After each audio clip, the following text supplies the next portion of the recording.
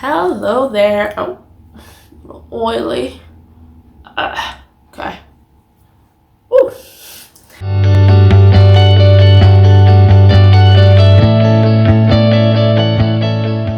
Welcome back to the community of support. My name is Deb, and I am now a second-year medical student here at Dalhousie University in Halifax. So today I want to talk to you about applying to medical school on a budget. This process is expensive. To give you an idea, I applied to 7 schools. I started the season out with exactly $1,500 in my bank account, and by the very last application, I was down to $0 in my bank account. It's kind of steep, but this is not a video here to scare you out of applying. This is a video to support you the best way possible so that you do not have to go broke while applying to medical school. Medical schools have kind of been set up in a way in the past where only people with certain resources or from certain walks of life or backgrounds kind of have the ability to apply to medical school. And it's really difficult for those who are from a lower socioeconomic background or just don't have the funds available to them to apply. So it's really important that we put this information out there for everyone who might not have these same opportunities so that they understand what their options are and that you can also still get there if you don't have $2,000 to spare. So the first thing that I'll say, I think I've said it 3 times now, which if you haven't heard it before, make sure you check out our MCAT study videos because we've been talking a lot about how to study and how to make sure that you can write the MCAT on a budget as well. But the first thing that I'll say that I've said before is to act like you're only applying once. So when you're doing anything related to med school admissions, just make sure that you're approaching this like this is the only time you're going to do it. There's no shame whatsoever in having to reapply. There's no shame in having to write your MCAT, rewrite Casper, do things a second time. Of course, it's a really competitive process, and there are many reasons why someone might not get in or might not get a good mark the first time. But the reason I say to really approach this with that mindset is because that is really going to get you in the zone of making sure that you are focused on the MCAT, focused on studying for Casper, focused on your application, so you're not taking these things for granted, because if you don't put your all into it the first time, then there's a very, very high chance you will have to do it again. Whereas if you give it all you have the first time, then yeah, there's a chance you might have to do it again, but at least you know that you gave it your all. A lot of people will throw out applications having never had any other person look at it. Now, this isn't an applications video. Keep your eye out for those. The biggest mistake you could possibly make applying is not letting other people read your work, not letting them read your essays, going through your list of extracurriculars and seeing what you're saying about it. You need that feedback. That is something that we'll cover a lot more when we talk about how to apply and make sure that you're making the best possible application. But for now, just make sure that you're approaching it like you're only writing once, by making sure that people are reading through it, making sure that you're really putting in the amount of work that it deserves to create a good application. And one way that you can do that, shameless plug, is through the community of support, because the community of support will link you with mentors and people who have applied to medical school before, and so people who can give you that feedback, that trusted feedback, for free. And so save your money, get your work looked at, make sure you're approaching it like you'll only write once.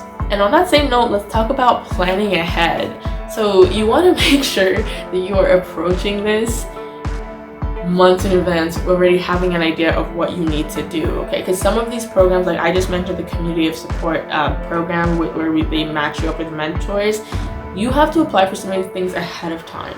The next thing I'm going to say is to look for the free resources available to you for writing the MCAT and things like that.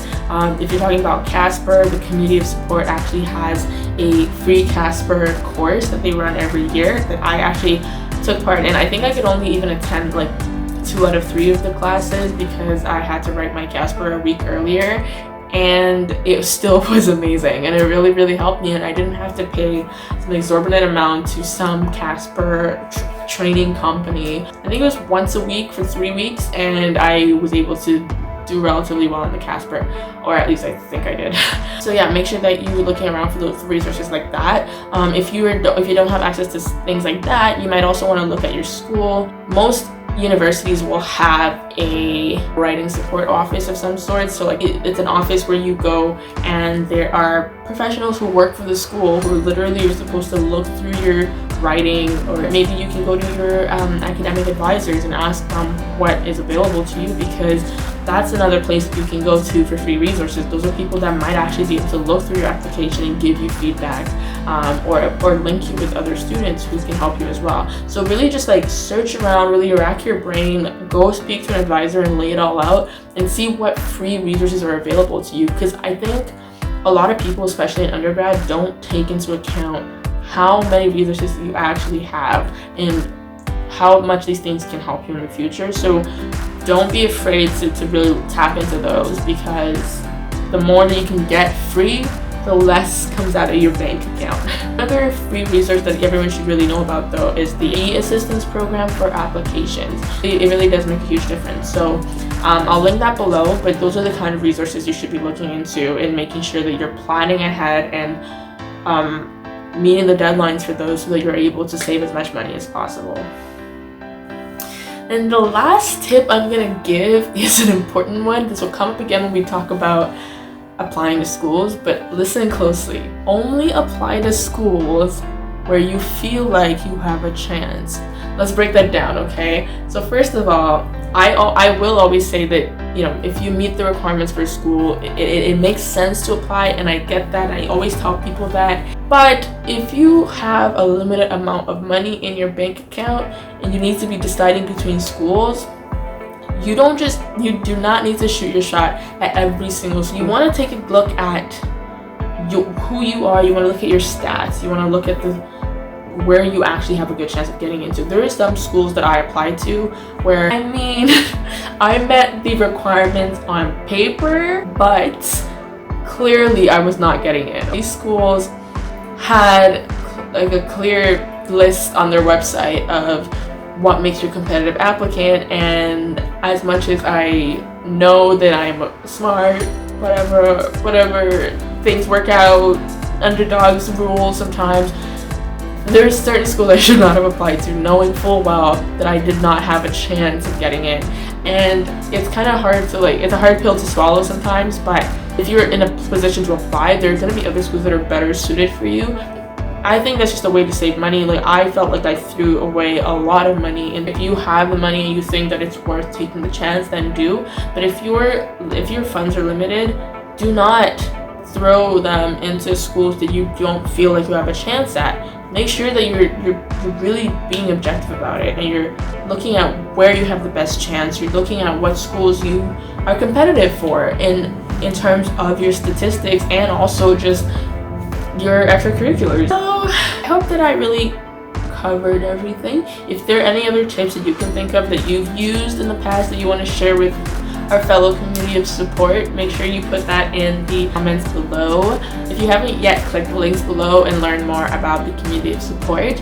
Or if you haven't yet followed us on social media, make sure that you do all of that. We're having some great giveaways coming up very soon. Make sure that you're subscribed below so that you can be updated whenever we post a video. We have a lot of great stuff coming out. Keep your eye out, and yeah.